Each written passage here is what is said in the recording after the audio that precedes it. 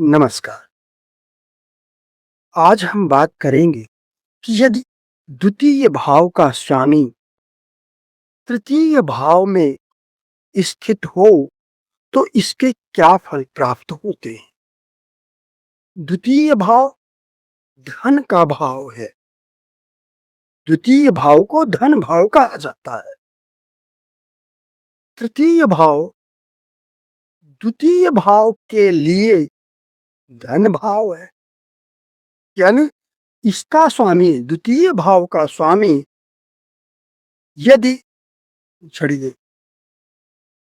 द्वितीय भाव का स्वामी यदि तृतीय भाव में बैठता है तो ये अपने भाव से द्वितीय भाव में गया है, यानी धन भाव में गया है। तो इसका पहला हल जो है वो ये कि ऐसा व्यक्ति धन संचय करने में समर्थ होता है। ऐसे व्यक्ति के पास में धन संचय होता है। दूसरी बात, ये पराक्रम का भाव है। परिश्रम, पराक्रम। और धन भाव का स्वामी पराक्रम का के भाव में आया। इसका अर्थ यह है कि ऐसा व्यक्ति अपने परिश्रम के द्वारा धन संचित करता है। लेकिन धन संचित करने के लिए अगर द्वितीय भाव का स्वामी गुरु अथवा शुक्र हो और वो तृतीय भाव में बैठ जाए तो फिर धन संचय नहीं होता है। तृतीय भाव, लग्न से तृतीय भाव एक बुरा भाव माना जाता है। कारण ये अष्टम भाव से अष्टम भाव है। अष्टम भाव एक बुरा भाव है। तो ये अष्टम से अष्टम भाव हुआ। 1 2 3 4 5 6 7 8। इसलिए तृतीय भाव बुरा माना जाता है। तृतीय भाव और अष्टम भाव में जो शुभ ग्रह हैं वो अस्त हो जाते हैं। अस्त का मतलब कमजोर हो जाते हैं।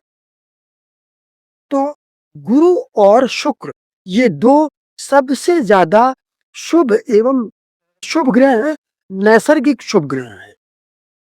तो यदि गुरु अथवा शुक्र यहाँ स्थित होते हैं, द्वितीय भाव का स्वामी बनकर तृतीय में स्थित है, तो फिर ऐसा व्यक्ति धन संचित नहीं कर पाता है, उल जरूल धन व्यय करता है। वहीं पर यदि द्वितीय भाव का स्वामी एक क्रूर ग्रह हो तो वो धन संचित करने में सफल होता है। और चूंकि ये पराक्रम का भाव है, साहस का भाव है, इसलिए अपने परिश्रम के द्वारा बहुत अच्छी सफलता भी अर्जित करता है, बहुत अच्छा धन भी संचित करता है।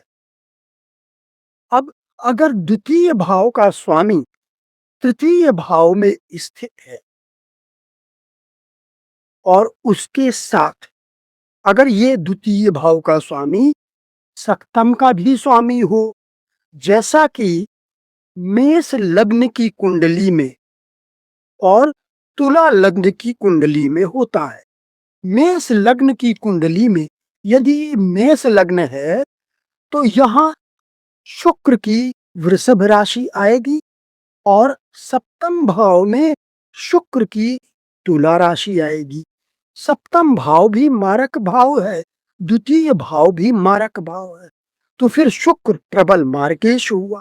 अब ये शुक्र तृतीय भाव में बैठा है और कोई एक शुभ ग्रह इसके साथ आकर बैठ जाए और ये दोनों अन्य क्रूर ग्रहों के द्वारा पीड़ित हो जाएं, तो फिर द्वितीय भाव का जो स्वामी है वो साथ में बैठे हुए ग्रह को अपना मार्कत्व दे देता है।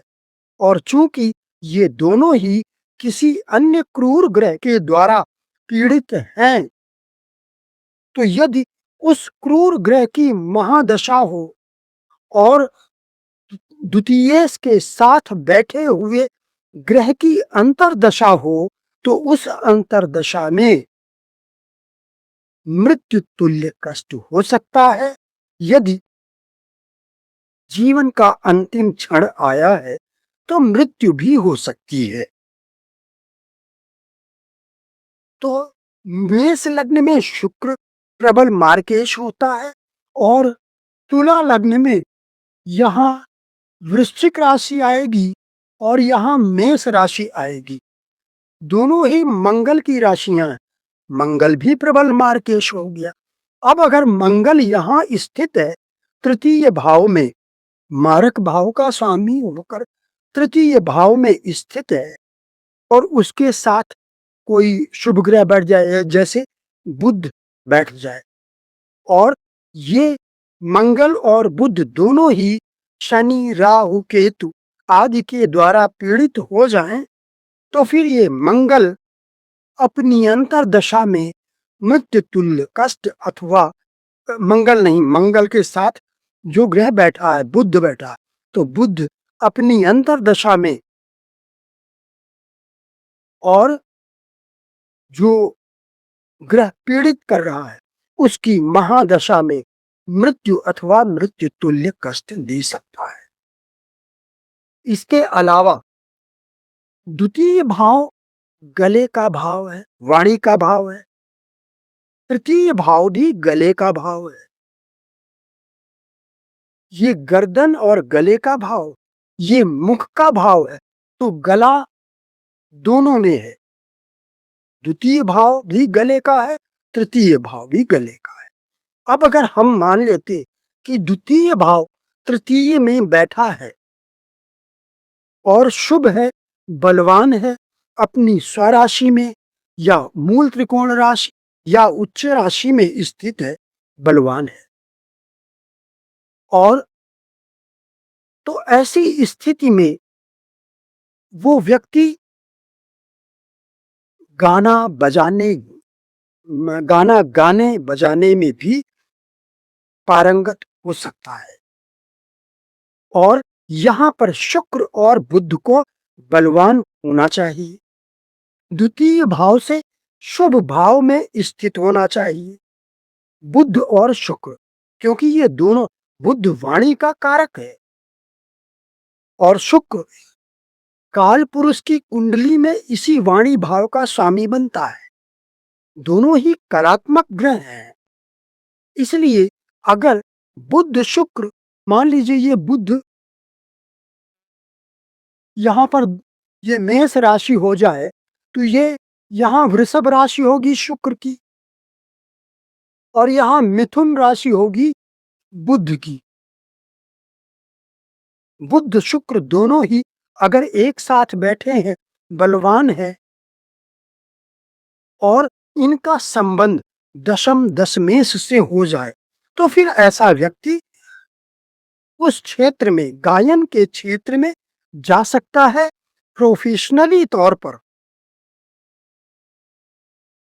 तो अगर द्वितीय भाव का स्वामी तृतीय में स्थित होता है तो यदि वो क्रूर ग्रह है तो निश्चित रूप से धन संचित करेगा और बहुत अच्छी अर्निंग भी करेगा अपने स्वतः के परिश्रम के द्वारा। तो आज के लिए बस इतना ही। आपसे न तो नमस्कार।